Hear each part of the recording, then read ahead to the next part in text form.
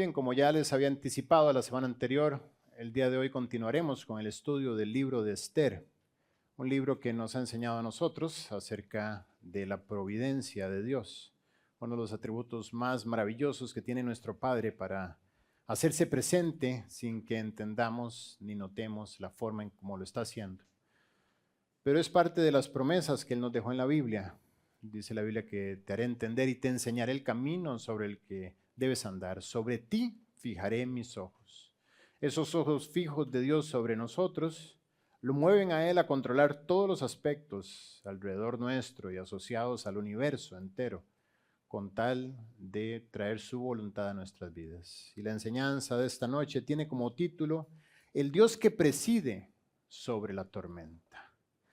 Las tormentas pues ya son familiares en la vida de algunos de nosotros y en aquellos que están empezando a familiarizarse, pues quizás son una especie de visitante, no necesariamente bienvenido. Pero hemos empezado nosotros a conocer más acerca de estas tormentas. Yo recuerdo en mi vida como estudiante, literalmente desde el colegio, universidad y luego el posgrado, cómo había una marca siempre después de cada prueba y era un nerviosismo, no por la prueba en sí, sino por acercarme a mis compañeros después del examen. Y era porque todos estaban comentando la respuesta de cada una de las preguntas que se habían presentado en el examen. Siempre había comentarios como, por ejemplo, la número 2, ¿cuánto te dio? A mí 33, a mí 33 también y a mí un número distinto. Entonces esto era una especie de martirio para mi vida. Ir constantemente a los testimonios de aquellos que pasaban por los sitios que yo había pasado y ver que ellos andaban en otro sitio distinto. Muchas veces, pues, a lo mejor ellos no tenían la razón. Pero el solo hecho de ver a varios opinando lo mismo me ponía nervioso con respecto a mi propia opinión. Y tengo que confesarles que hoy en mi tiempo devocional tuve una especie de déjà vu en cuanto a esto. ¿Por qué? Porque en Marcos capítulo 6 hay una escena que toda es la misma enseñanza. Jesucristo se presenta a predicar en un monte alrededor del mar de Galilea. Y dice la Biblia que tuvo compasión de aquellos que estaban reunidos. Dice que los vio desamparados y dispersos como ovejas que no tienen pastor. Y su compasión lo movió a hacer un milagro en pro de ellos. Multiplicó los panes y los peces para 5,000 hombres, sin contar mujeres y niños. Una escena que conocemos. Sin embargo, en esta escena, Él no solamente estaba proveyendo de alimento a los que estaban reunidos y principalmente a los 12 apóstoles, sino que estaba proveyendo de una enseñanza o les estaba tomando de la mano como una especie de guía turístico que te lleva alrededor del carácter de Dios y te va mostrando facetas de ese carácter. Y de repente te invita a voltear a ver a la derecha y ver una característica del Padre que a lo mejor no conoces a menos de que seas sometido a esa situación. Una situación sumamente estresante, sobre todo para los que estaban a cargo de la coordinación del evento.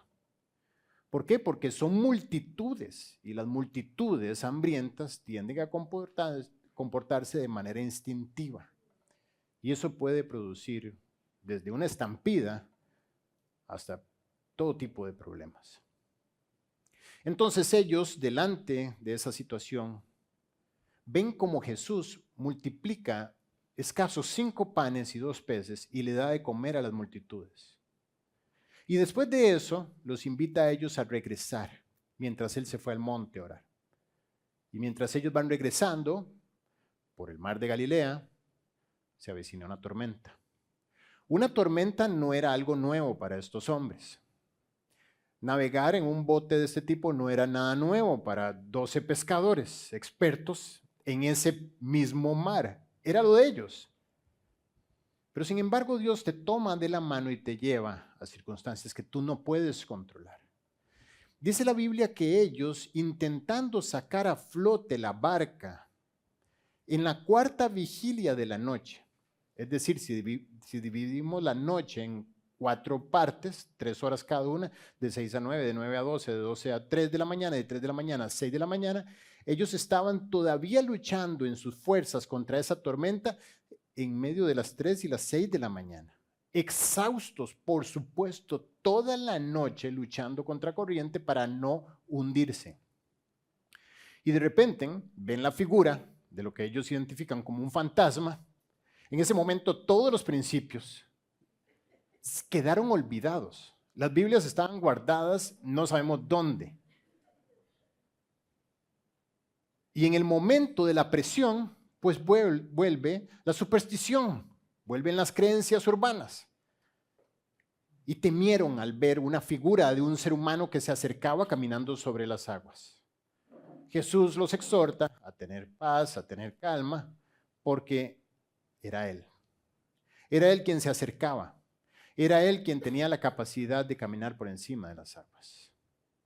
Y dice la Biblia en ese pasaje que cuando Jesús se presenta, viéndole ellos andar sobre el mar, pensaron que era un fantasma y gritaron, porque todos le veían y se turbaron. Pero enseguida habló con ellos y les dijo, tened ánimo, yo soy, no temáis. Y subió a ellos en la barca y se calmó el viento, y ellos se asombraron en gran manera y se maravillaban. El concepto de maravillarse no es decir, qué maravilla Jesús, eres maravilloso, sino es un espanto extremo, es una especie de alteración emocional extrema a causa de la incredulidad. Me lleva la incredulidad a un punto donde lo que está ocurriendo me saca emocionalmente. Ese es el concepto de maravillarse. Porque aún no habían entendido lo de los panes por cuanto estaban endurecidos sus corazones. Cuando yo leo esto, me traslado a esa situación donde hay personas discutiendo con respecto de algo que parecen haber entendido lo que yo no entendí y me da temor. Me pregunto, ¿habré yo entendido lo de los panes? ¿Qué tiene que ver los panes con la tormenta? Es la misma enseñanza. Dios preparó la situación de los panes para equiparlos en el momento de la tormenta. Estaba previsto de parte de Dios. Él estaba sembrando en sus corazones los principios que iban a requerir escasas horas después. Cuidado nosotros, tampoco hemos entendido, porque nuestros corazones se han hallado endurecidos. ¿Qué es un corazón endurecido? Es un corazón en el cual no se puede sembrar, porque está duro. ¿Alguien ha tratado de plantar en tierra que es dura?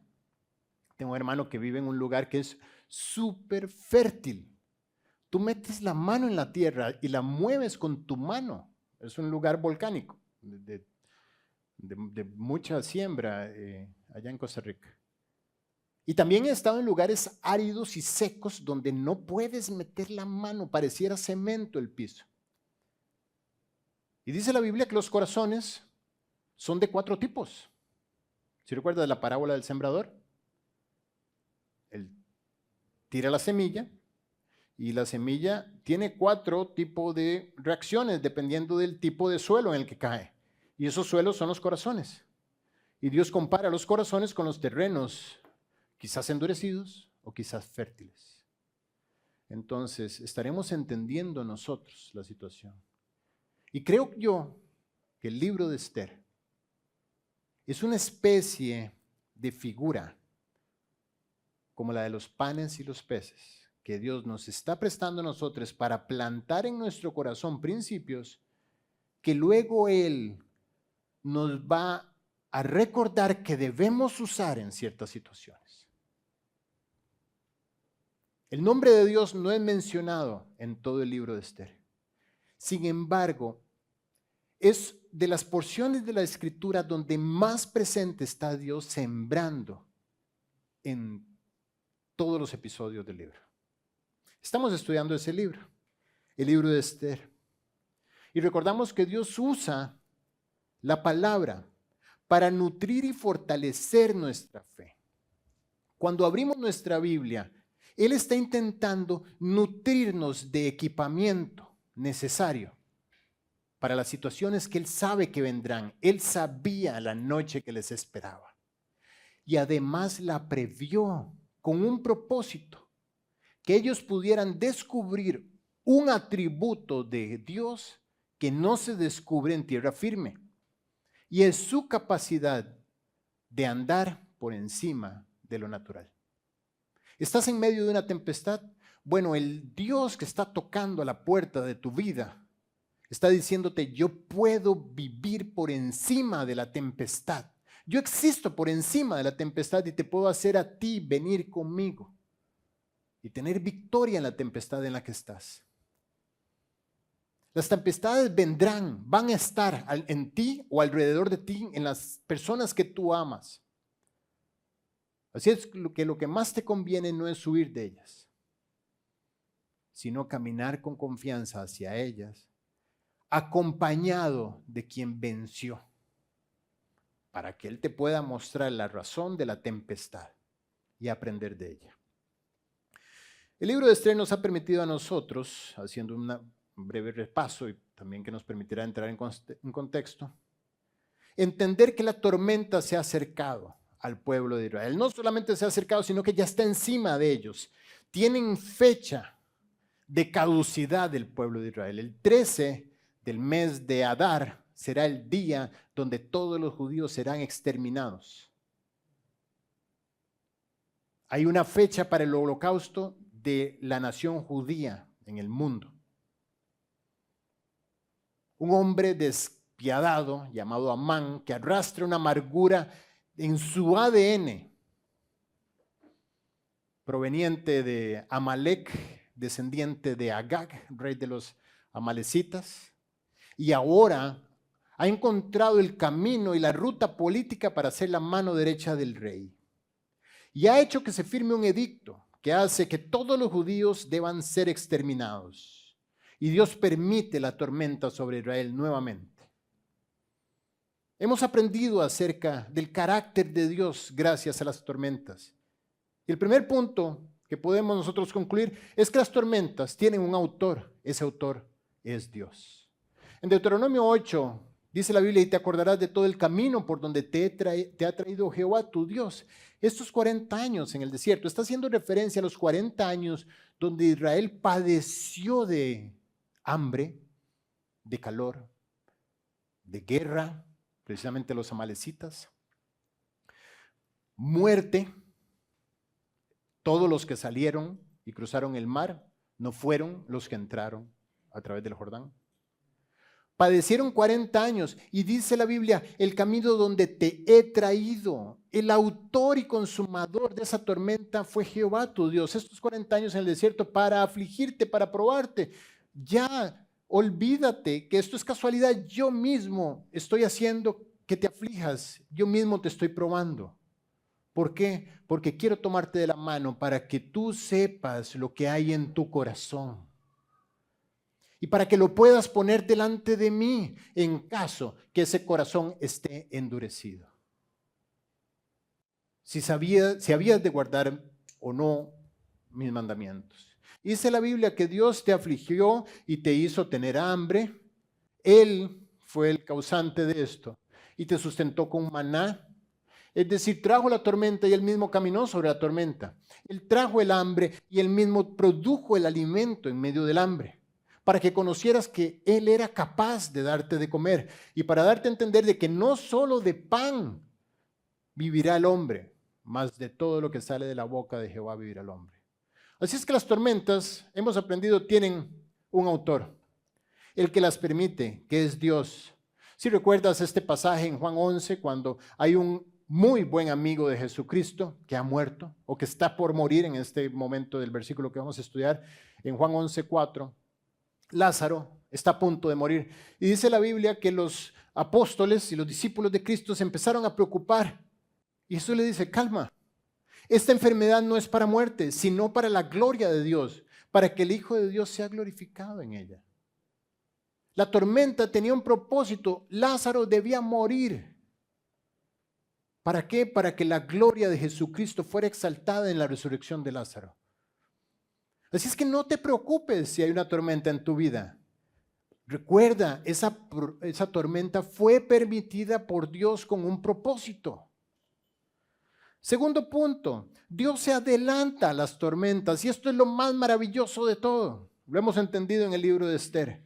La tormenta no lo toma por sorpresa, sino que él muestra su eterno poder y deidad, dejándonos ver que antes de la tormenta, Él había previsto el equipamiento requerido para que durante la tormenta pudiéramos tener confianza. En Efesios 2:10 dice la Biblia que somos hechuras suyas, creados en Cristo Jesús para buenas obras, dice, las cuales Dios preparó de antemano. Antemano quiere decir que antes de que todo ocurriera, ya Dios había diseñado lo que iba a ocurrir en el plan que tiene para tu vida, incluyendo las tormentas. Y está preparado y diseñado todo para la gloria de su nombre. Y nada para la destrucción de tu ser. ¿Qué confianza nos da esto en las tormentas?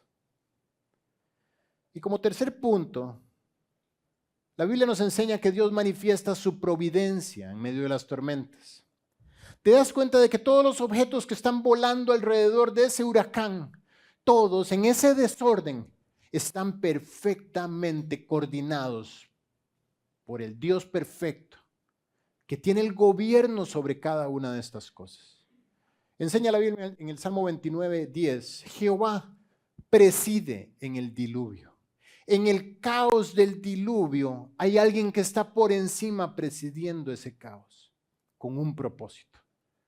Cuando pareciera que todo se perdió y no hay control sobre nada, quiero que sepas, Dios está presidiendo. Él está teniendo control de las cosas. Y Él las preparó de antemano. Y Él quiere su gloria a través de ellas. Todo esto nos invita al descanso. El creyente en medio de la tormenta tiene el privilegio de comprobar que las circunstancias no tienen gobierno propio, sino que es Dios quien las gobierna. Y todo esto nos mete ahora sí a estudiar de lleno el carácter previsorio de Dios. Israel está en una tormenta. La muerte se acerca para cada uno de ellos. 127 provincias de todo el reino de los medo-persas, el imperio más grande que precisamente ha existido desde Egipto hasta India y el norte de Euroasia, tienen la orden de exterminar a todos los judíos antes de esa fecha. Ya Satanás ha alineado sus piezas para la batalla. Pero curiosamente entendemos que cuando se está gestando este diseño del ataque, ya Dios también se ha anticipado y ha puesto en la escena a dos personas, un hombre llamado Mardoqueo y una niña llamada Esther. Y junto con el crecimiento político de Amán, se va dando en paralelo el crecimiento de la reina Esther. No entendemos cómo fue posible para una mujer que era extranjera en esa tierra, que no era la religión de los caldeos, que no tenía ningún recurso político, que no tenía sangre real, que no tenía acceso ni a contactos, ni a relaciones que la pudieran ubicar en el trono de una reina. Sin embargo, ella fue puesta por Dios dentro de un plan. Cuando estás en el plan de Dios, puedes descansar. Nadie te va a quitar lo que Dios te dio. Ni nadie te va a dar lo que Dios no te dio. Así es que descansa. Qué precioso regalo es estar en las manos del Señor. Es decir, Dios, lo que tú me das, solamente yo puedo disfrutarlo, porque tú lo diseñaste para mí. Y lo que no me has dado, Dios, no lo quiero, porque si tú no lo has traído, no es el momento. Por eso dice la Biblia, aborrezco a los que viven en vanidades ilusorias. ¿Qué son vanidades ilusorias? Vivir soñando lo que Dios no te ha dado, con la cabeza metida en eso. El día en que yo, el día en que haga, el día que me haga, el día que me quite, el día que esto, que lo otro. Ese será el día. Y Dios deleitándose en lo que diseñó para ti. Hemos visto cómo esta mujer ha llegado a reinar. Y Dios nunca pierde de vista las necesidades de sus hijos. Esa es toda la historia de Esther. Cómo viene el ataque y Dios demuestra en este sencillo texto que Él no ha descuidado a sus hijos, incluso a pesar de la frialdad de su pueblo.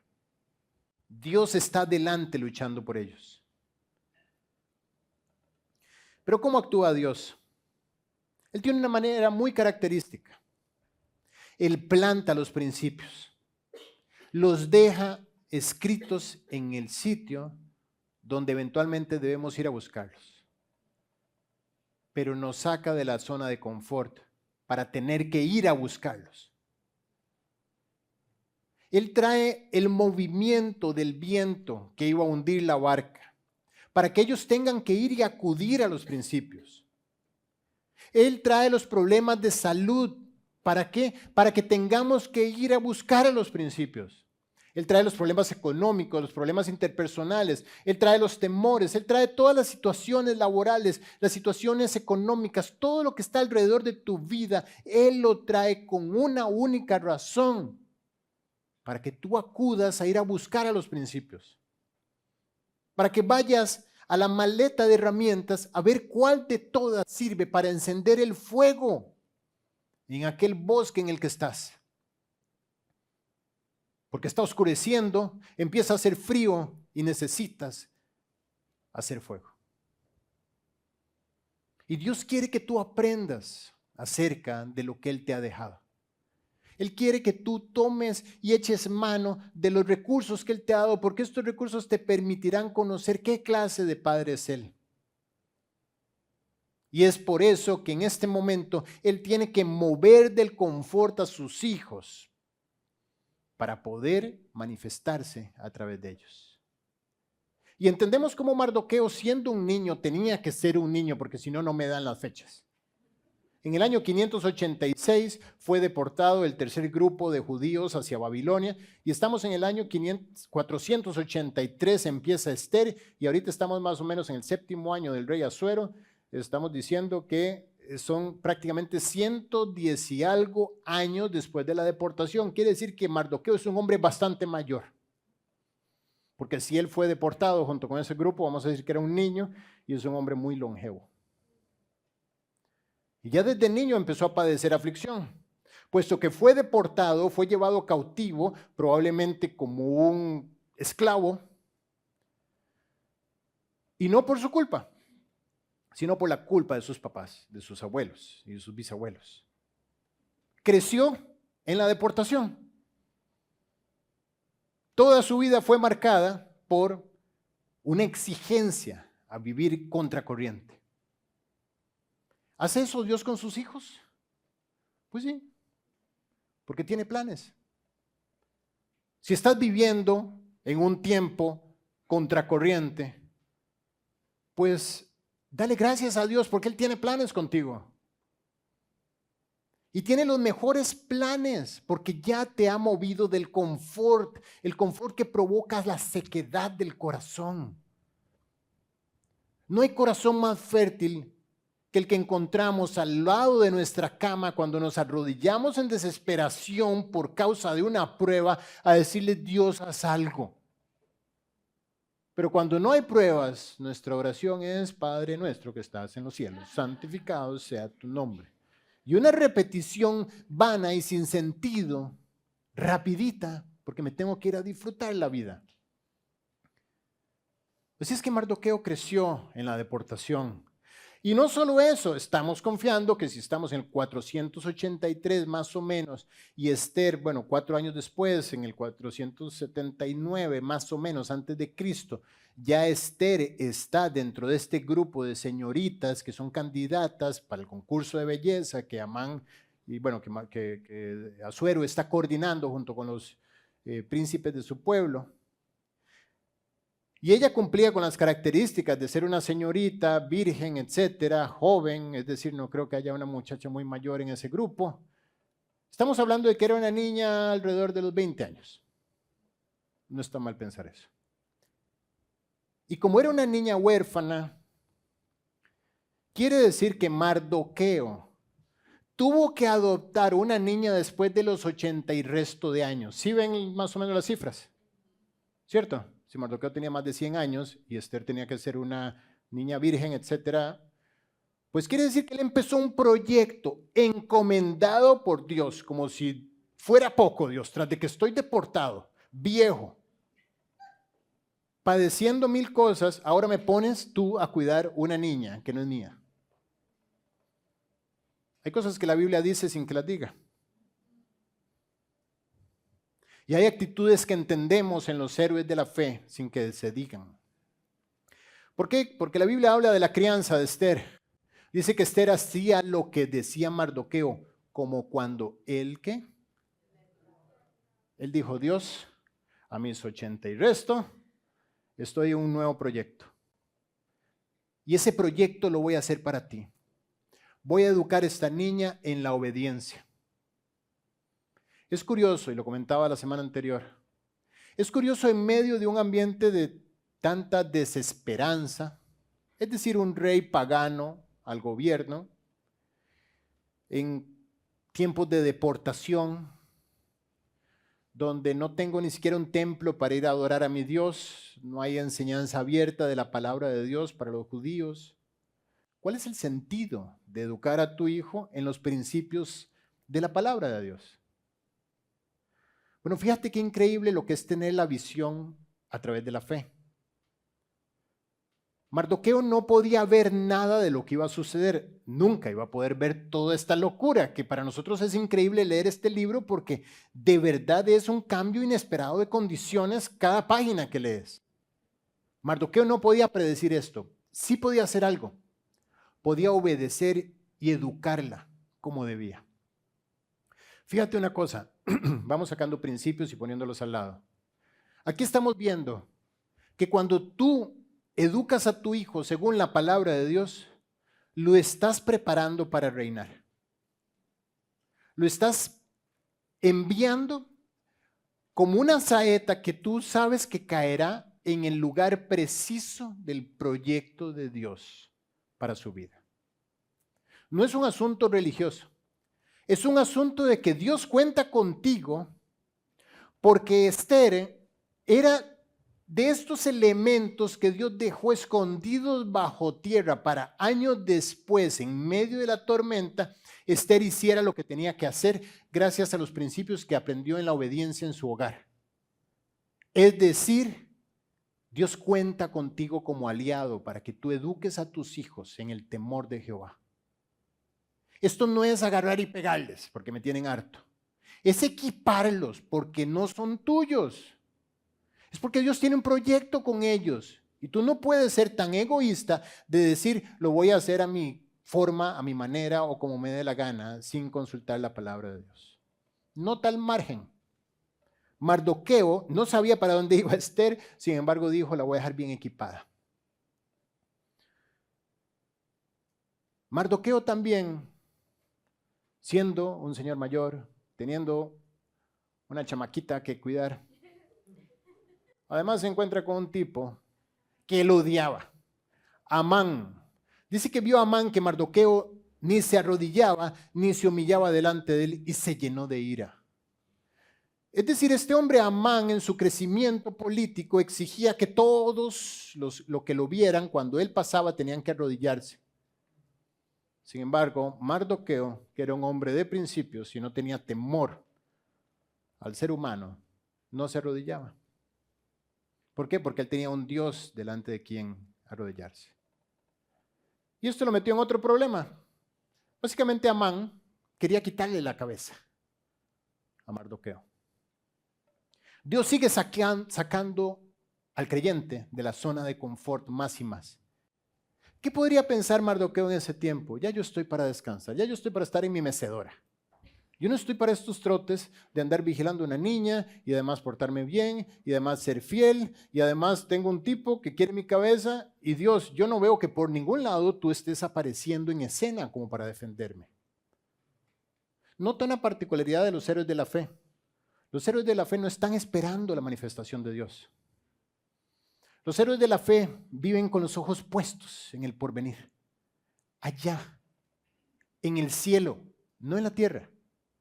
Viven sabiendo que su ciudadanía no es de acá. Viven esperando la celestial, la patria que los espera. Y están edificando para aquel momento, a pesar de lo que ocurra en este momento. Y otro detalle. Mardoqueo era un hombre que era contado delante de los, digamos, sabios del pueblo, los principales del pueblo, siervos del rey en un sentido, porque tenía una posición cerca de la puerta del rey. Y ahí en ese sitio estaba rodeado de las personas que tenían acceso al rey. Y estando ahí, él escucha acerca de una conspiración que se está dando. Dos hombres empiezan a hablar,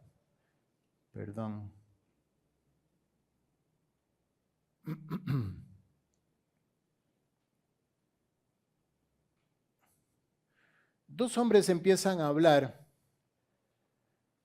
con respecto a asesinar al rey, una conspiración para quitar al rey Asuero. Mardoqueo dice como si yo no tuviera problemas, ahora tengo que enfrentar una situación que me va a meter en más problemas, pero debo hacer lo que es correcto. Escucha que estos tipos están haciendo esa conspiración y él los acusa. ¿Cuántos de nosotros decimos, no, yo en ese problema no me voy a meter? Quiero que sepas algo, tú no te metes en los problemas. Dios tiene un plan con tus problemas. Y Él te pone en las situaciones para que tú vivas como debes, como una luz encendida. Y si esa luz encendida debe hacer visibles las manchas del entorno, pues entonces es el plan de Dios para tu vida. Así es que Él denuncia la conspiración de Bigtán y Teres, se averigua y efectivamente son hallados culpables y estos dos tipos son llevados a la horca. Tenía razón Mardoqueo. Y el caso fue escrito en el libro de las crónicas del rey y ahí quedó. Quiero que notes algo. Mientras Amalek está en el proceso de articular la destrucción de los judíos a través de su descendiente, Amán, Dios está articulando la respuesta, plantando las semillas de la verdad. Dios está trabajando en lo secreto a través de la obediencia, primero de Mardoqueo y eventualmente de Esther. Él no ignora las maquinaciones del diablo, sino que está proveyéndole a Israel de las herramientas que va a ocupar en el futuro. Y escribe los principios en tu corazón también para que te prepares. ¿Por qué? Porque así como Amán estuvo tramando la destrucción de los judíos, de la misma manera hay enemigos y estructuras internas en tu vida que se están alineando para atacar pronto y traer destrucción a ti. Dice la Biblia que el ladrón no viene sino para hurtar, matar y destruir. Esa es la descripción de puesto ¿cómo se dice, Flor? Descripción del rol del diablo en tu vida. Hurtar, matar y destruir. Él no viene a ser aliado tuyo, él solamente viene con el propósito de destruir. Y estas estructuras internas están alineándose para atacar. De la misma forma que Amán fue alineando todas las cosas para atacar también. Celos, impureza, amargura, menosprecio, mundanismo, rencor, pereza, falta de perdón, lo que quieras nombrar, atributos de tu carne, todos están empezando a alinear la estrategia alrededor de tu vida para atacar. Dios no deja a Esther para que nosotros un día soñemos con que se haga la película de Esther.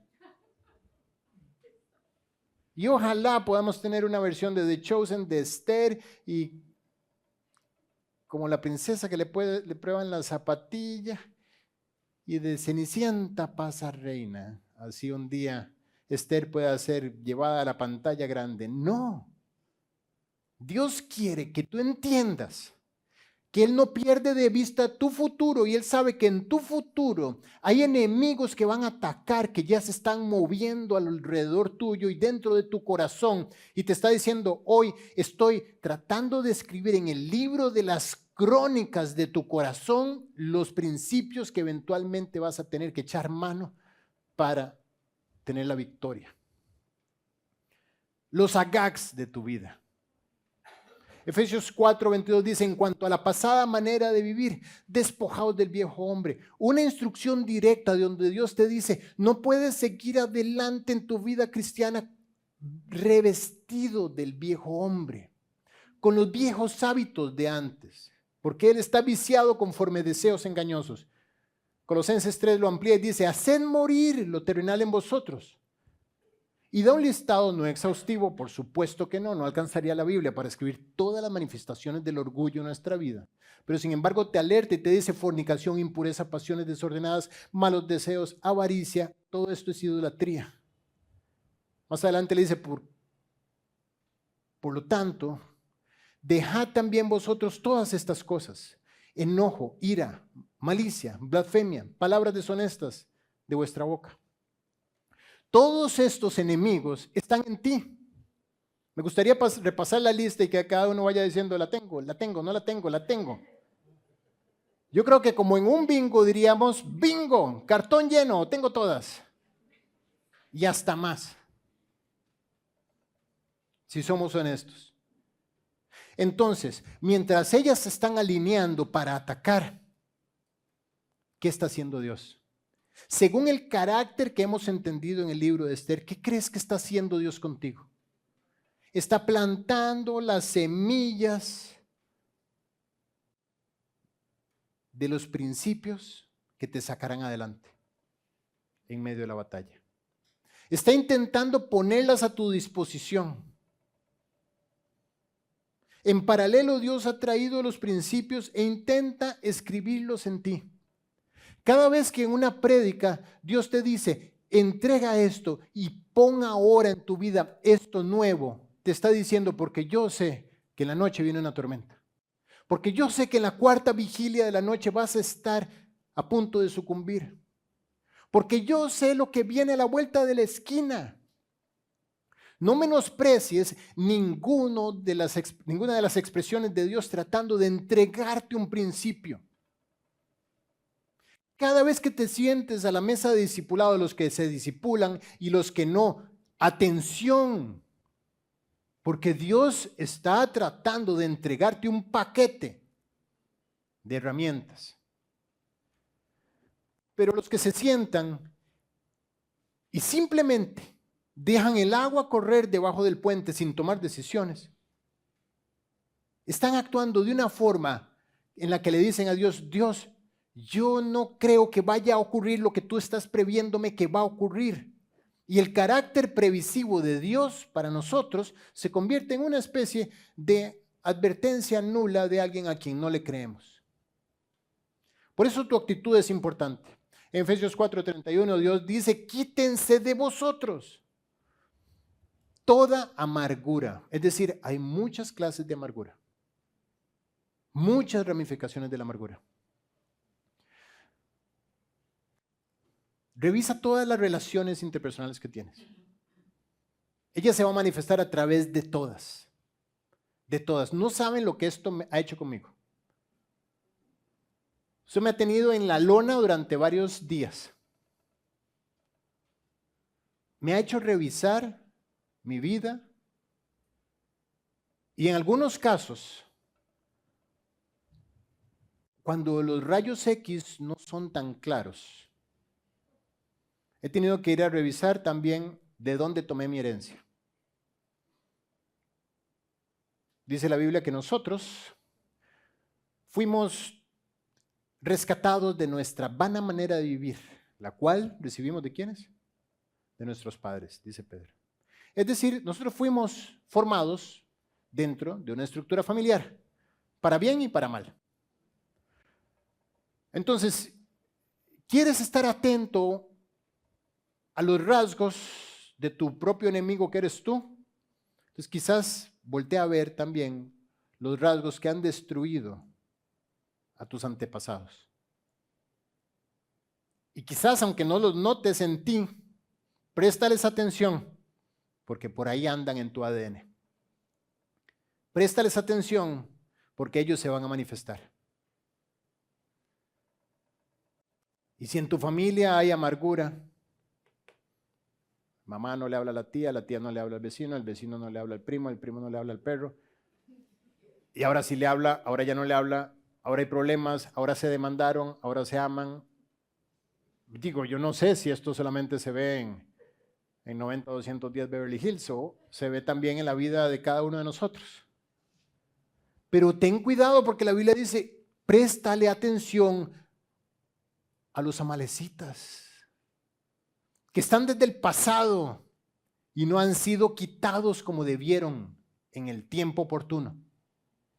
Enojo. El enojo sigue siendo una especie de aliado en algunos momentos. ¿Quién no se enoja cuando le dan un mal servicio? Digo, pero ya te dije que está frío el café, hombre. ¿Pero quién contrata a esta gente en este restaurante? ¿Quién no ve esto como un aliado? Bueno, dice la Biblia que el enojo debe quitarse. No hay justificación para el enojo. Ni contra el que te sirve en el restaurante, ni contra el que te trata de parquear el carro, ni contra el que te da un servicio humilde en tu casa, ni contra tu hermano, ni contra tu hijo, ni contra nadie. Yo no sé ustedes, pero yo aquí tengo trabajo pendiente. Y le he dicho a Dios, esta prédica, si quieren que no vaya nadie, pero yo me la voy a dar yo solo. Me la voy a dar yo solo porque yo necesito estar alerta de ese enemigo que va a venir adelante y va a atacar. Porque va a atacar.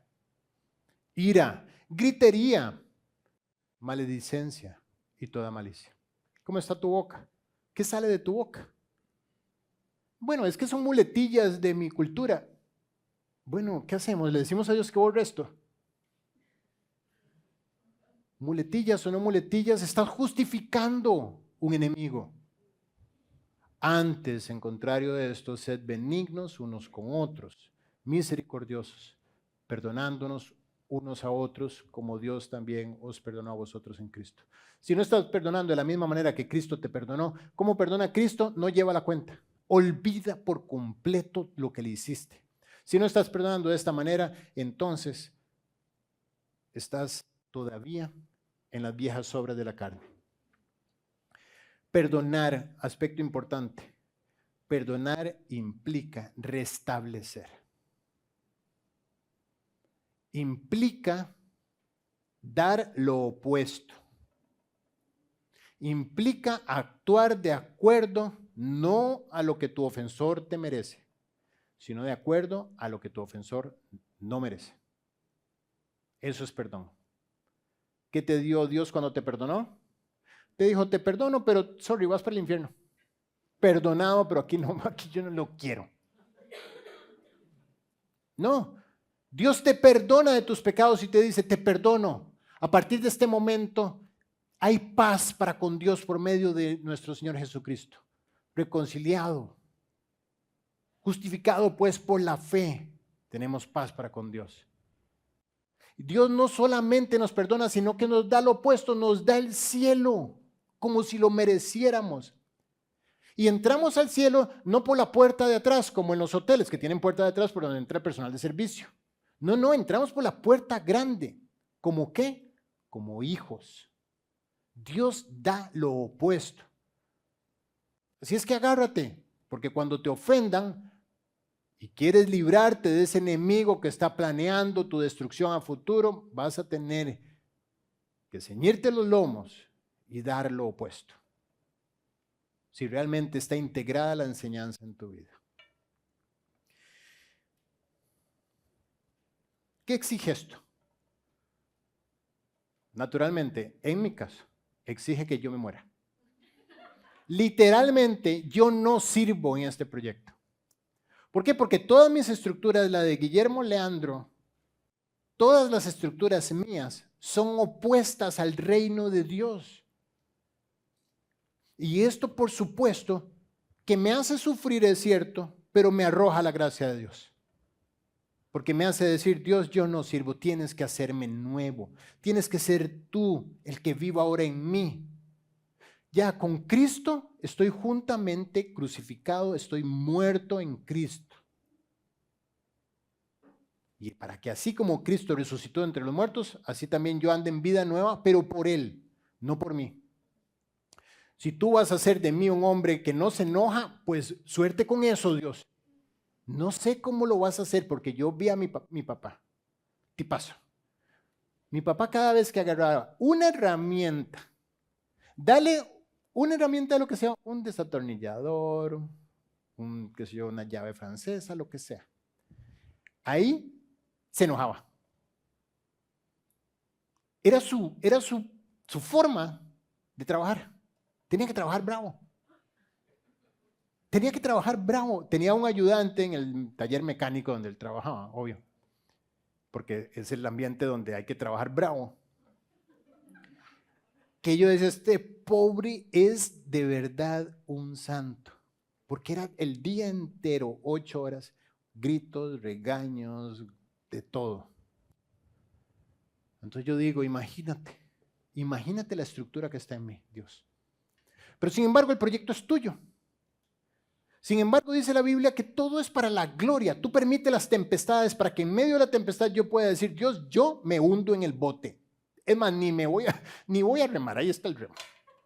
Aquí me siento a hundirme. ¿Por qué? Porque ¿de qué sirve yo llegar hasta la 4ª vigilia de la noche? No, yo no voy a llegar allá, ya a las 6:05 de la noche ya yo estoy entregado. Le digo, Dios, ya, ¿para qué vamos a ir hasta las 6 de la mañana? Para que se demuestre que no puedo. Es ya, transfórmame ya, quítame esto, quítamelo todo, porque el proyecto es tuyo. Tú juraste por tu nombre que me transformarías, ¿cierto? Lo que va a dar fruto en el tribunal de Cristo es lo que tú hagas en mí, ¿cierto? ¿Cierto? Entonces, desde ya, transfórmame, Señor, porque no sirvo en el proyecto que tienes para mí. Fíjate qué increíble a donde Dios llevó al apóstol Pablo y al equipo misionero en Asia. Le escribe Pablo a los de Corinto y les dice, porque hermanos, quiero contarles algo, no quiero que ignoren acerca de nuestra tribulación, escúchenme la tribulación que tuvimos, señores de Corinto, que nos sobrevino en Asia. Dice, fuimos abrumados, ojo, yo no me quejo, dice el apóstol Pablo. Para que vean que no me quejo, lean Filipenses 3 para que vean todo lo que me ha pasado. Fuimos abrumados sobremanera, más allá de nuestras fuerzas. O sea, en esa vez, como decimos en Costa Rica, sí que la vi fea. Más allá de nuestras fuerzas. De tal modo que aún perdimos la esperanza de conservar la vida. Dice, en esa ocasión ya sí definitivamente dijimos, de aquí no salgo. Y ojo, estamos hablando del apóstol Pablo que fue varias veces apedreado. En Listra lo sacaron fuera de la ciudad y lo dejaron ahí después de apedrearlo porque estaba como muerto. Quiere decir que no tenía signos vitales prácticamente. Creyeron que estaba muerto y estaba vivo. Pero esa ocasión no es esta ocasión. En esta ocasión dice, ya ahora sí perdimos esperanza de conservar la vida. Ya no había esperanza. Nunca habíamos estado tan cerca. Dice, pero tuvimos, este pero es maravilloso, ¿saben? Este pero introduce el corazón de Dios a la enseñanza. Dice, tuvimos en nosotros mismos sentencia de muerte. La sentencia de muerte tenía que llegar dictada por nosotros mismos en nuestro propio corazón, sellada y firmada. diciendo estoy de acuerdo con mi muerte. Tuvimos en nosotros mismos sentencia de muerte para que no confiásemos en nosotros mismos. Ahí estaba el enemigo. Teníamos que dejar de confiar en nosotros mismos para salir de esta tribulación, sino en qué, en Dios que resucita a los muertos. Dios no me podía resucitar si yo no estaba muerto en mí mismo. Hasta que no estuve muerto en mí mismo, Dios no pudo manifestarse. Y aquí estoy escribiendo la carta que jamás pensé haber escrito. Salimos adelante, pero salimos adelante porque Dios no se podía manifestar hasta que yo no muriera. ¿Qué tiene que ver todo esto con Esther? Dios tuvo que llevar a Esther a la muerte de sí misma para poder manifestar su gloria.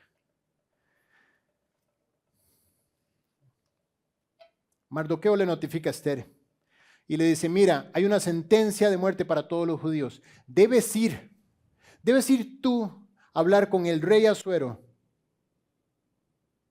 Debes ir tú y hablar con el rey Asuero y explicarle. Y Esther le dice, hay un detalle. Hay un detalle. Todos los siervos del rey y del pueblo, de las provincias del rey, saben que cualquier hombre o mujer cualquiera, incluyéndome, que entra al patio interior para ver al rey, sin ser llamado, una sola ley respecto a él hay. Tiene que morir. Me matan si me presento delante del rey. Hacer lo que debo según Dios implica morir. Quizás hay casos a quien el rey extiende el cetro de oro y vivirán. Y además yo no he sido llamada para ver al rey estos 30 días.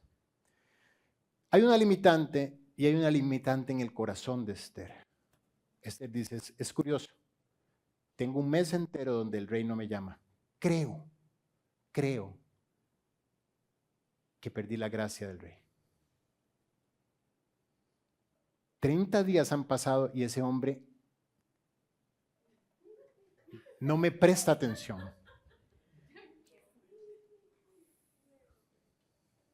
Podemos ver la situación de Esther un poco, ¿no? Con el discernimiento que Dios nos ha dado. ¿Qué está ocurriendo en ella? Su confianza está más en el plano horizontal. Hay una especie de regla por aquí y además este tipo ya como que pareciera que no me quiere. Entonces, yo no te puedo ayudar, Mardoqueo. ¿A dónde podemos nosotros llegar a caer, cierto? Cuando perdemos de perspectiva en manos de quién estamos. Mardoqueo no había perdido la perspectiva y le dice, no pienses que escaparás. Dice, mi amor, te van a matar de todas formas.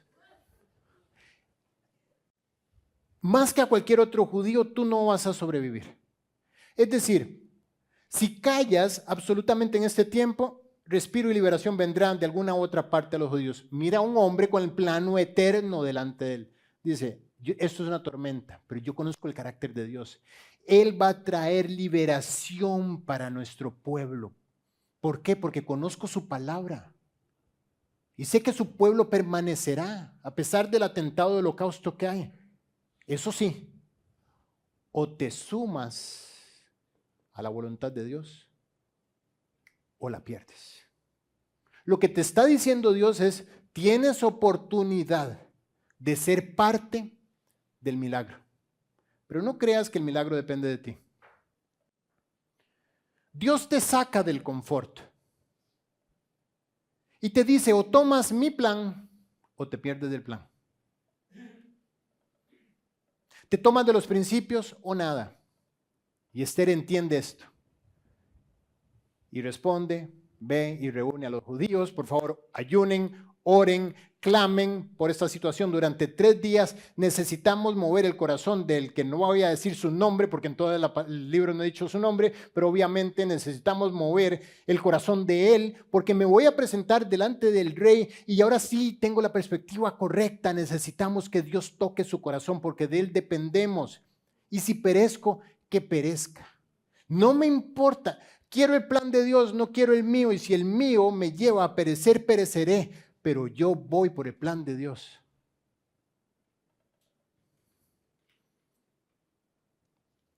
¿Quiero los principios o no quiero nada?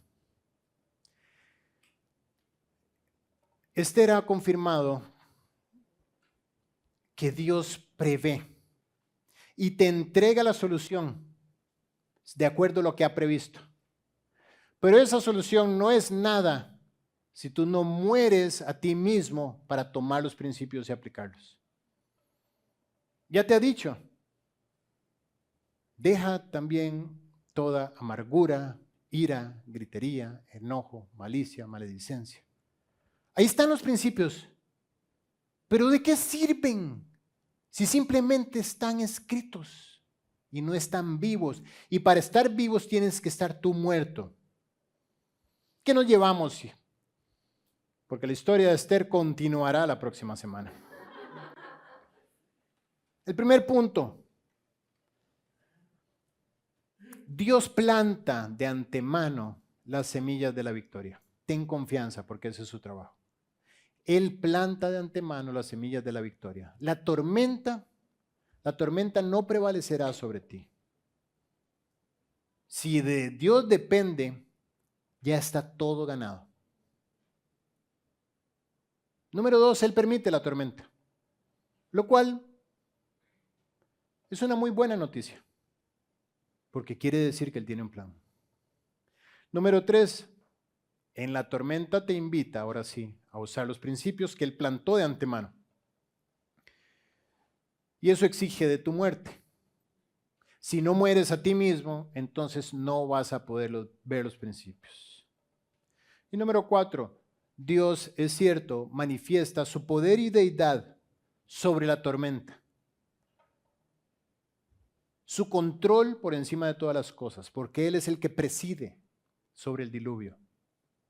Pero para poder ver su providencia alrededor de tu vida, tú tienes que negarte a ti mismo y abrazarte de lo que Él dice, para que de esta manera Él pueda presidir sobre tu vida. Tu voluntad sigue siendo aquel gran estorbo. Por último les cuento, estoy leyendo un libro de George Mueller. A George Mueller le llaman el apóstol de la oración. Y dice él que para poder confirmar la voluntad de Dios en su vida, él siempre siguió varios pasos. El primero de todos, sin saltárselo, es garantizar que estoy completamente vacío de mi propia voluntad. Si quiero conocer la voluntad de Dios, vaciarme por completo de mi propia voluntad. Antes de ir a la oración es poder decir, Dios, yo no estoy pidiendo por lo mío, estoy pidiendo por lo tuyo. Ser gobernado por la voluntad de Dios. Y este es el mismo principio de la muerte. Debo morir a mi voluntad. Y después de eso, ahora sí me arrojo a la oración, a la búsqueda en la palabra de Dios y a que el Espíritu de Dios gobierne mi vida y me pueda guiar a su voluntad. Y a partir de eso, esperar en la providencia divina de Dios. Dice que estuvo en una situación económica terrible en sus orfanatorios. Él tenía 4, llegó a tener 4 orfanatorios. Nunca pidió una libra esterlina a nadie. Nunca le dijo a alguien necesitamos de algo.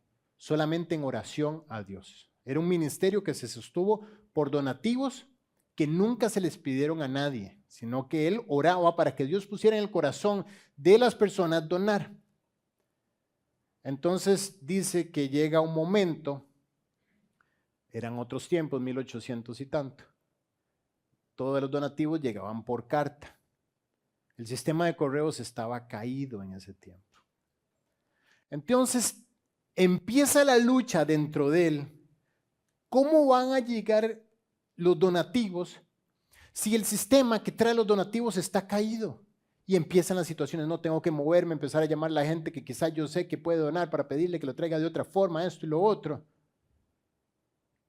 Y nuevamente encuentra el reposo en Dios. Dice, Dios, no puedo volver yo a poner mi confianza en un ser humano. Eres tú el que hace todo esto posible. Y automáticamente la paz de Dios lo vuelve a conquistar. Y dice, dejé de orar y me levanté para ir a caminar por el pueblo porque son tiempos donde medito en la palabra de Dios, los uso para memorizar y para seguir orando. Y dice que en medio de sus caminatas se encuentra con una persona que le dice, por cierto, mira, tengo esto que no te había dado. Y le da un sobre exactamente con la ofrenda del dinero que necesitaban para seguir manteniendo el orfanato el día siguiente. ¿Por qué les cuento esta historia? Porque cuando tú mueres a ti mismo, buscas a Dios en oración, en la palabra y en la guía de su Espíritu, las circunstancias Dios las va a mover y te va a poner a la par de la persona, te va a poner en la circunstancia necesaria. Él va a crear alrededor tuyo lo necesario para que la voluntad de Él se lleve a cabo. Esto lo vamos a confirmar con Esther la próxima semana. Y vamos a ver cómo cuando la voluntad de Dios se pudo hacer en la vida de Mardoqueo y de Esther, Él acomodó todos los factores para que de una manera descabellada todo se alineara en favor de su voluntad. Ahora, quiero hacerte una pregunta si vienes por primera vez, o quizás has venido otras veces, quizás has escuchado acerca de este Jesús que estamos hablando hoy, pero en tu corazón tú no lo conoces.